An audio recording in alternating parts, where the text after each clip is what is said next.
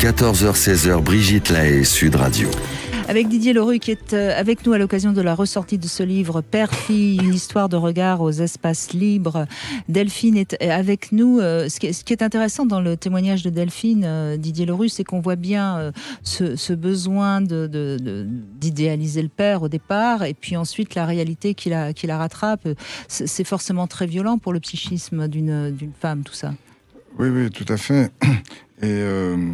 Et en même temps, je trouvais important, enfin au moins 2 points que je voulais reprendre, c'était par rapport à la question du regard de ce père sur, non pas sur sa fille, mais sur les autres femmes devant sa fille.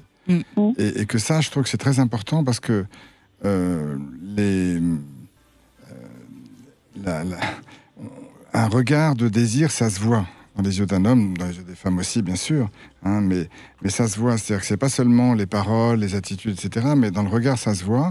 Et par exemple, les adolescentes dont on parlait tout à l'heure, par rapport à leurs revendications à l'école, là, au lycée, c'est très important parce qu'elles-mêmes commencent à très très bien discerner quand on les regarde comme une personne lambda, et quand on les regarde avec un regard de désir, quand les garçons se mettent ou les hommes d'ailleurs beaucoup plus mûrs et parfois même assez âgés, les regardent d'une façon particulière, en les dévisageant d'une part et en regardant des pieds à la tête comment elles sont structurées, leur forme, etc. Et on voit bien qu'il y a du regard de désir là-dessus. Et les jeunes filles, elles, très jeunes, finalement, elles font tout à fait la différence. Et quand un regard est porté comme ça, alors quand c'est son père, effectivement, on idéalise toujours, comme on disait tout à l'heure, ça c'est normal d'idéaliser son père, mais de voir son père en pleine action, en train d'avoir des regards lubriques ou de désir, alors plus ou moins appropriés vis-à-vis d'une femme, c'est très violent pour la jeune fille qui se dit qu'est-ce que c'est que ce père que j'ai, quoi, qu'est-ce que c'est que ce désir.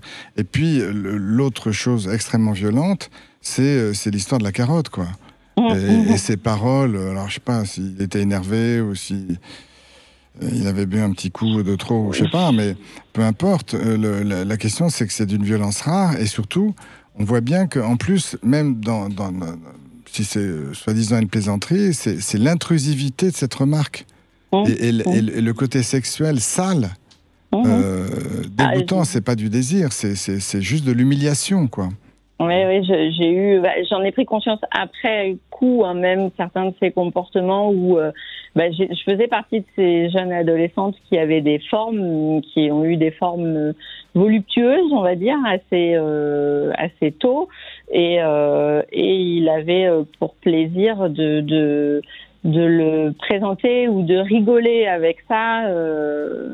Qui me dérangeait en fait, parce que je me percevais plus comme une fille, mais comme un objet sexuel pour un homme en fait. Et j'avais du coup beaucoup de mal à accepter ces remarques-là. Alors, s'il y a là, je m'adresse aux auditeurs et pas aux auditrices. Si vous êtes père d'une fille, c'est surtout justement exactement ce qu'il ne faut pas faire, c'est-à-dire que toutes les remarques qui s'adressent aux spécificités du corps et du corps en plus sexué, quand c'est la poitrine, etc., ou les hanches, ou peu importe. Les jeunes filles sont extrêmement sensibles à ça, à tout ce qui peut se dire là-dessus. Alors, qu'elles soient complexées ou fières, peu importe, ça fait partie de son intimité et c'est à respecter. Et surtout, pas de commentaires, pas de paroles inappropriées qui risquent effectivement de blesser la fille dans sa féminité et d'empêcher son épanouissement ultérieur. C'est ça qui me paraît, moi, très important. Ce qu'on entend bien, de toute façon, Delphine, c'est que cet homme traitait tout le monde du sexe féminin de la même manière, et il ne faisait pas la différence avec vous. Et c'est là où on voit que c'est un mauvais père. C'est-à-dire qu'il ne vous respectait pas en tant que fille. Il vous mettait dans le même sac que toutes ces femmes donc il regardait avec un regard lubrique. Et ça a dû certainement... Alors, quelle est votre relation aux hommes aujourd'hui ? Oui, aujourd'hui, ou peut-être d'abord à la sortie de l'adolescence, parce que ça devait pas être simple. Non, c'était pas très simple. J'avais tendance à, du coup, réagir comme ma grand-mère. Oui, plus ma grand-mère, parce que pour le coup, ma mère, vis-à-vis des hommes, je la trouvais un petit peu éteinte, effacée. un peu dans le principe de toute façon, on peut pas vivre autrement que de s'effacer.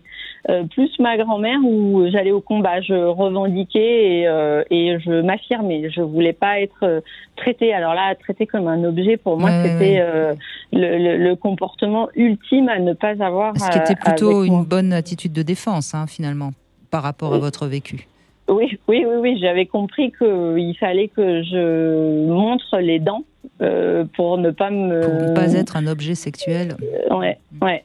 C'était tout à fait ça. D'ailleurs, j'ai dû dire à mon père, c'est moi qui ai stoppé mon père vers l'âge de 30-35 ans parce que je sais plus pourquoi j'avais eu la bonne idée de lui expliquer que je vous écoutais et qu'il y avait plein de choses qui m'aidaient à avancer dans la relation homme-femme et il s'était mis à commencer à rentrer dans les détails de ses activités sexuelles avec ses multiples compagnes et à un moment donné, j'avais fait non stop, ça ne me regarde pas.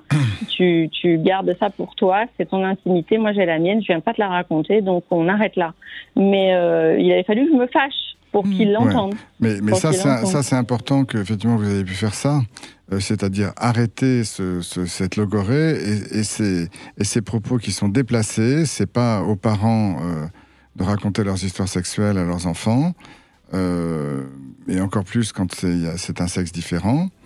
Je crois que là, ça répond à ce que j'évoquais tout à l'heure comme la question de l'incestuel. C'est-à-dire qu'il n'y a pas de geste, a priori, il n'y a pas eu d'acte, mais les paroles et les attitudes vont dans ce sens-là. C'est-à-dire vous prendre comme objet, vous avez l'impression de devenir un objet sexuel, qui commence à vous raconter son intimité sexuelle. Je veux dire, c'est des choses dont certainement les personnes qui disent ce genre de choses ne mesurent pas l'impact psychique et les dégâts psychiques que ça peut produire chez les uns ou chez les autres.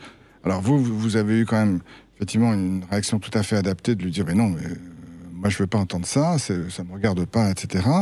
D'autant que chez tous les enfants, mais quel que soit leur âge, et les fils ou les filles, donc même tard, on reste fils ou fille d'eux. Et il y a toujours une même chose qui est la difficulté à se représenter ses propres parents en train d'avoir des rapports sexuels. C'est quelque chose qui est un peu irreprésentable. Pourtant, on sait qu'on est issu d'un coït, à minima. Maintenant, il y a la science, mais ça reste minoritaire. Globalement, ça reste quand même... Pour l'instant, oui, c'est minoritaire. Non, mais c'est important, évidemment, tout ça. En tout cas, je crois que vous disiez hier, Delphine, que vous adoriez votre grand-mère, et je pense qu'elle vous a en effet beaucoup aidé dans ce parcours que vous nous avez raconté. C'est le temps des infos, donc je vais vous laisser, Delphine, mais merci d'avoir repris la parole. Merci beaucoup, et puis vous êtes toujours la bienvenue sur cette antenne, évidemment. Merci, Delphine.